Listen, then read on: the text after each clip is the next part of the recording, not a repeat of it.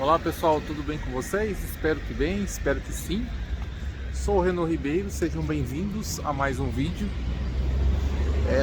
No vídeo anterior eu estava falando sobre a questão dos por que os relacionamentos não estão, né? Por que o casamento tradicional ele não está mais dando certo, né? Segundo o Ricardo Feltrin, não sei onde é que ele pegou essa estatística, eu vou só pegar o que ele disse, o que ele falou, que ele estima que 90% dos casamentos não dão certo, acabam em separação, e desses 10%, 90% as pessoas são infelizes. Então, provavelmente é um modelo que não é mais aplicável. E aí eu vou falar um pouquinho da questão da por que isso não está mais acontecendo, né? Eu tinha frisado que é pela questão da revolução tecnológica, e eu vou entrar um pouquinho mais no mérito, e no final vou propor uma solução. Não sei se vocês vão aceitar, mas teoricamente, né, seria uma solução. Então eu vou fazer o diagnóstico, vou tentar fazer o diagnóstico em linhas gerais, e no final eu vou fazer uma proposição. Não sei se vocês vão receber bem essa proposição, mas eu vou propor. Então, né, como eu disse, a questão do desenvolvimento tecnológico, isso vem desde a era romântica, né, desde a Revolução Francesa. Essa revolução tecnológica vem acontecendo nas comunicações, na tecnologia. Tudo isso vem gerando um mal-estar constante, né? Em que as pessoas veem que aquilo que valia para a vida, né, no passado, não vale mais, né? E surgiu, né, até a questão do romantismo, da questão do mito do bom selvagem, né? Da depressão, da desilusão com a vida, né? Do desencantamento. E aí nós tivemos a questão da revolução tecnológica no começo do século passado, né? Aí eu já estou falando bem lá atrás, em que você teve a questão dos combustíveis, né? O uso da propulsão à água, da energia hidráulica, o uso da energia elétrica, dos combustíveis fósseis. Isso provocou uma revolução tecnológica e fez as pessoas mudarem as suas condições de vida, né? Promoveu a mudança do campo para as cidades, para trabalhar nas fábricas, não mais nas lavouras, né? Em condições muitas vezes extenuantes. E com o advento dessas revoluções industriais, e com as guerras também, o papel da mulher no mercado de trabalho se intensificou. Eu estou falando aqui em linhas gerais, tá?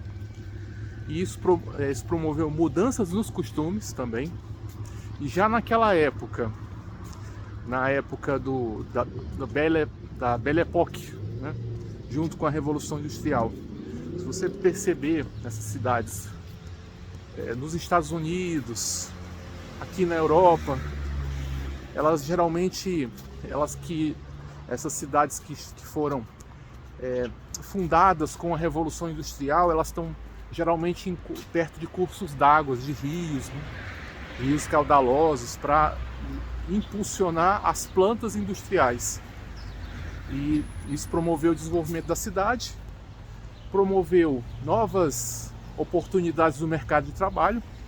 As pessoas deixaram o campo e foram para as cidades trabalhar e buscar novas oportunidades. E isso gerou, né, uma revolução nos costumes, com a emancipação da mulher, com a questão da aquisição de direitos, né?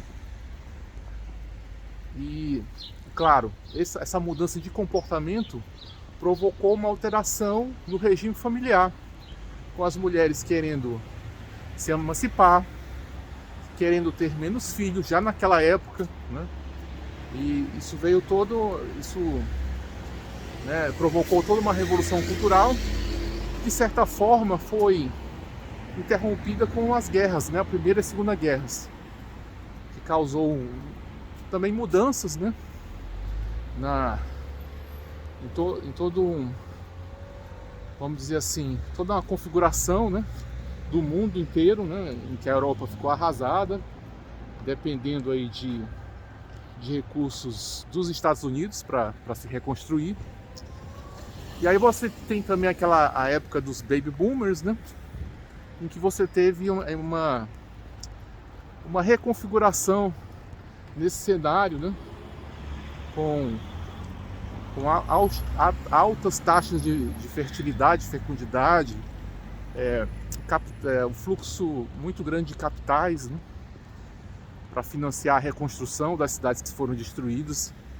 Enfim, vamos pulando aqui, né, o importante que eu queria pontuar, essa primeira revolução, essa revolução industrial que ocorreu no começo do século passado, que causou, né, mudanças nos costumes, mudanças na configuração familiar, a emancipação da mulher.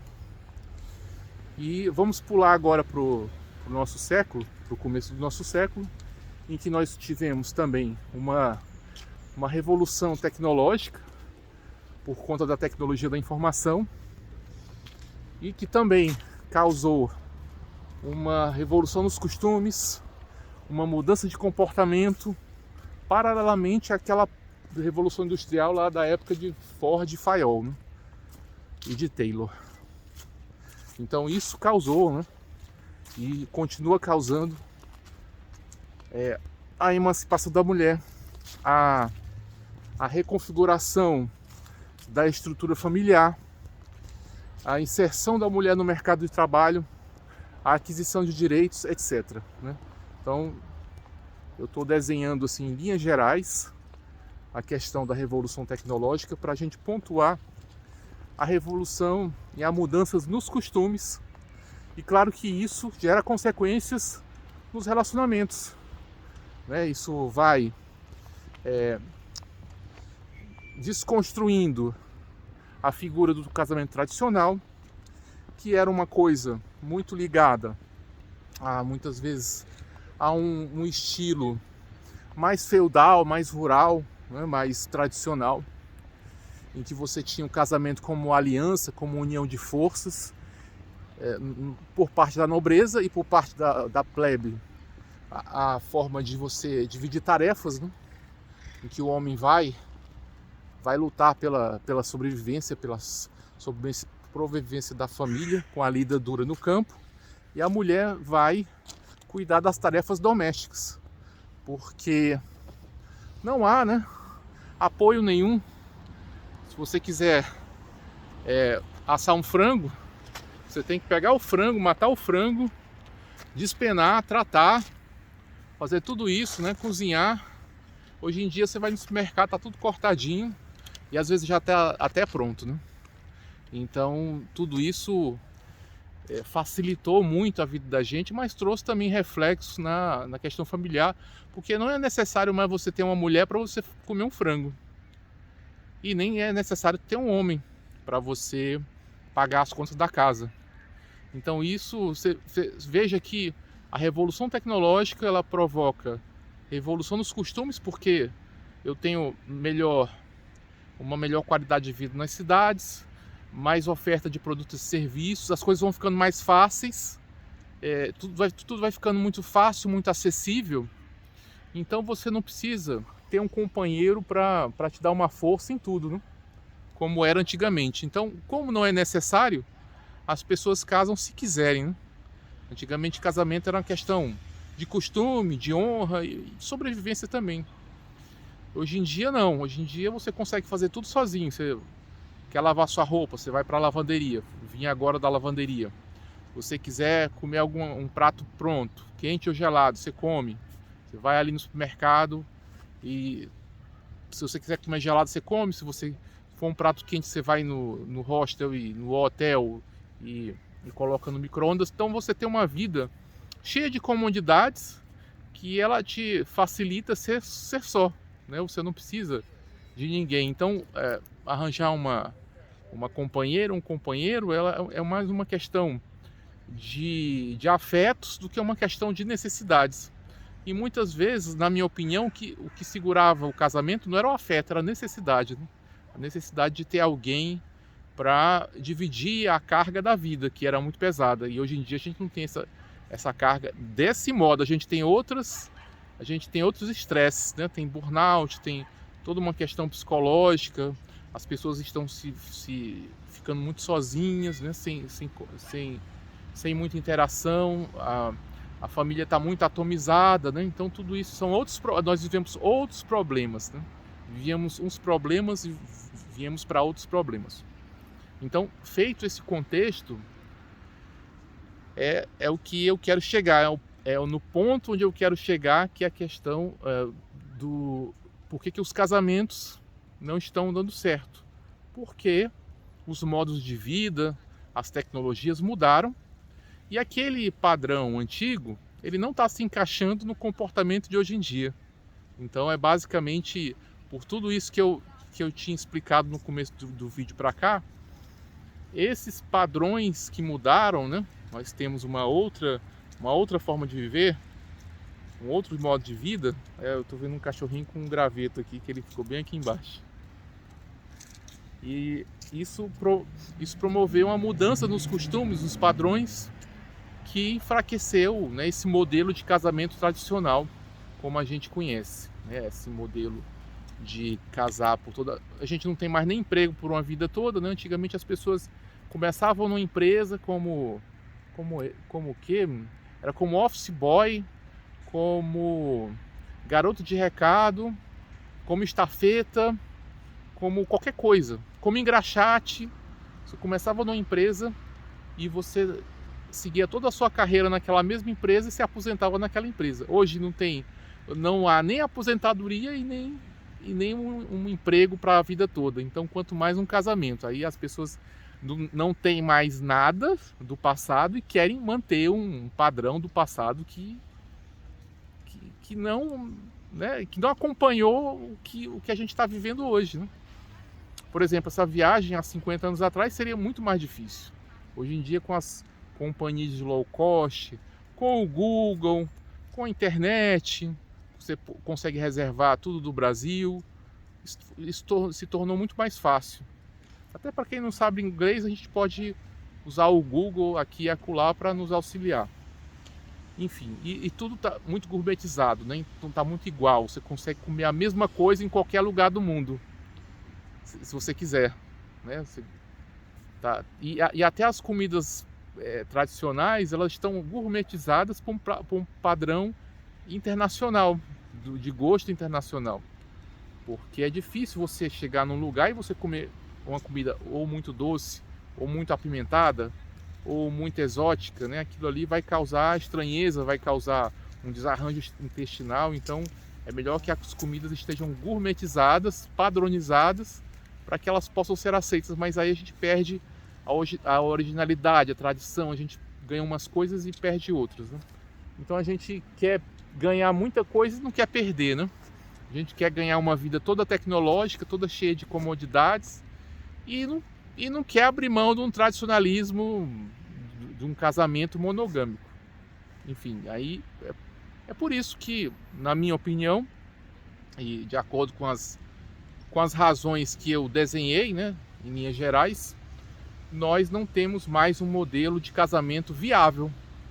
Então o número de pessoas sozinhas e vivendo, né, num lugar, né, é cada vez maior, seja pelo próprio envelhecimento, as pessoas estão vivendo mais e melhor também, mas estão vivendo mais sozinhas, mais assim desconectadas umas das outras, né? Então a gente tem que ter esse cuidado de manter conexão, de manter um grupo, uma rede, né, de apoio, pessoas com quem você possa conversar, seja com os familiares ou com pessoas com interesses comuns.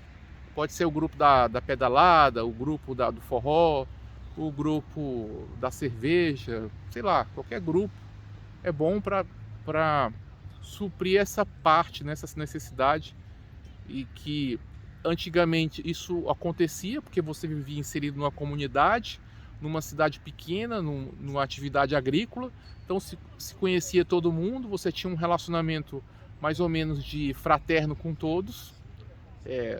Eu, eu me criei no Mucuripe, em Fortaleza, então eu sentia isso, todo mundo era meio que família. Em Fortaleza já era uma cidade grande, mas aquele bairro, né, aquela região, ela se comportava como se fosse uma vila, né? Era uma relação muito próxima. Eu tenho muito carinho por essa época de escola, mas assim, eu não sei se isso se repete ainda, né? Provavelmente não. Então é isso, a gente quer a tecnologia, os benefícios, né, tudo, e não quer perder nada. A gente vai perder alguma coisa, vamos perder alguma coisa. Então estamos perdendo nos relacionamentos estão se tornando mais voláteis, mais fluidos, como tudo na vida está muito fluido, muito volátil, muito incerto, né? E esqueci o nome do filósofo que fala sobre isso, sobre os relacionamentos líquidos. Eu já falei em outros vídeos, mas agora esqueci. E sobre o mundo VUCA, né? O mundo volátil, incerto, complexo e ambíguo. E até esse termo VUCA está até um pouco já um pouco fora de moda, para você ver a velocidade com que as coisas vão evoluindo, né? É o Bauman, é o Zygmunt Bauman, que é o filósofo que fala sobre a modernidade líquida. E outro autor bom é o do Antifrágil, né? Como é que é, meu Deus? Eu vou me lembrando aos poucos. É o livro do Antifrágil, em que as mudanças, o estresse que você vai sofrendo, ele tem que servir para te fortalecer e não para te enfraquecer, né? Então você tem que ter uma mentalidade. É o Taleb, Nassim Taleb, que ele diz, né? E ele dá um exemplo lá do taxista e do funcionário de uma grande corporação, em que o taxista ele era acostumado. Então eu acho que a atitude, um caminho que a gente deve ter em relação a isso é ter uma mentalidade antifrágil. Não era isso que eu estava querendo dizer no começo do vídeo, mas eu vou prosseguir com essa argumentação.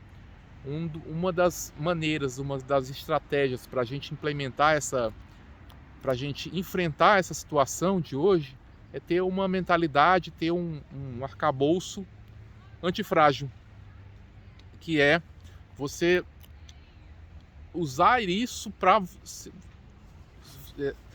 melhorar suas capacidades e não ficar fraco, né? Aí ele dá o exemplo lá de dois irmãos, um trabalha numa companhia de seguros há 30 anos e o outro é taxista. O cara que é taxista, ele é acostumado a ter altos e baixos. Quando é nas férias, na alta temporada, ele tem mais clientes, quando é em março ele tem menos, e assim vai, né? Ele vai vivendo assim, vai vivendo já contando com essas instabilidades, essas pequenas instabilidades. E isso vai fortalecendo aquela pessoa. Ele vai se preparando para enfrentar a adversidade, a dificuldade. Então ele não se por exemplo tiver uma pandemia, ele vai ter mais facilidade de se adaptar do que o cara lá da companhia de seguros. O que aconteceu com o sonho de estabilidade, E outra coisa, o cara quer ser estável, mas quer ganhar bem, né? Se você é estável, o teu salário vai ser estável também. E a tua aposentadoria vai também ser estável, quer dizer, nunca vai acontecer, né? Então, se você quer a estabilidade só da coisa boa, né? Que não é sair do emprego. Agora, o salário também é estável, ele nem aumenta nem diminui, ele continua o mesmo. São duas coisas que funcionário público não é, nem pobre nem rico, né? Então a pessoa quer muito o benefício e o ônus ele não quer enfrentar aquilo ali. E aí o cara da companhia de seguros, quando chegou na pandemia, ele foi demitido, então ele ficou de uma hora para outra sem ter renda nenhuma. E o cara taxista, a renda dele é aquele trabalho. Se ele tiver algum problema, ele já está preparado para enfrentar aquele problema. E ele vai se adaptar da melhor forma. E o cara que trabalhou sempre na mesma empresa, ele fica de uma hora para outra órfão. Ele não tem defesa, ele fica indefeso contra essa situação, porque toda a vida dele inteira estava estruturada naquele modelo de trabalho, né? Do trabalho estável, numa companhia e tal, e numa grande empresa, etc. Então, um dos caminhos é você ter uma mentalidade antifrágil. Aí eu vou agora para um argumento que pode ser bem absurdo, mas que ele pode ser uma solução para os relacionamentos. Não estou dizendo que eu vou embarcar nessa. Não, eu estou só lançando uma teoria. Se hoje em dia as relações são líquidas, né? Se a renda do homem não é suficiente para satisfazer as necessidades e os desejos de uma mulher, então que se tenha mais de um homem. Então a solução seria relacionamentos múltiplos, casamentos múltiplos. Por exemplo, uma mulher para 2 homens, ou uma mulher para 3 homens, ou uma mulher para 4, 5, 10 homens, né? Porque aí cada um ficaria com um pedacinho da responsabilidade e, né, isso facilitaria tanto para o homem, que não ficaria sozinho, e quanto para a mulher, que também teria, né, as suas necessidades totalmente satisfeitas por não só por um, mas por mais de um homem. Eu já vi alguns, já estou vendo na internet aí alguns relacionamentos dessa forma, né? O trisal da forma de uma mulher para 2 homens. Eu já vi em alguns. Então seria uma proposta, né? Por um casamento, um relacionamento de longo prazo. Seria uma mulher para mais de um homem. Porque já que a mulher se emancipou, né? Tem vários direitos e não tem mais obrigação de fidelidade, basicamente, né? Então que o negócio fique mais ou menos organizado, né?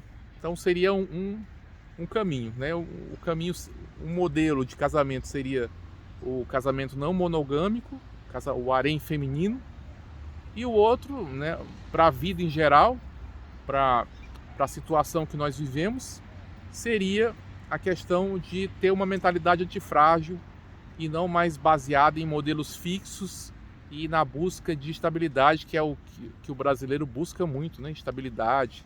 Todo mundo quer ser funcionário público, todo mundo quer ter um emprego que não possa ser demitido, né? Mas aí quando ele entra lá, ele vê que não é bem aquilo, que o salário não é aquelas coisas todas. Você vai morar em Brasília, que o custo de vida é altíssimo, e o teu salário não sobe. Ou não sobe no ritmo que você gostaria. Sobe pouquinho e a inflação sobe mais. Mas aí você não queria estabilidade? Tá aí a estabilidade. O salário é estável também, não é só o cargo não. O salário é estável e a inflação é variável. Então é isso, gente. Obrigado. Obrigado por ter assistido até aqui. Até o nosso próximo vídeo. Tchau, tchau.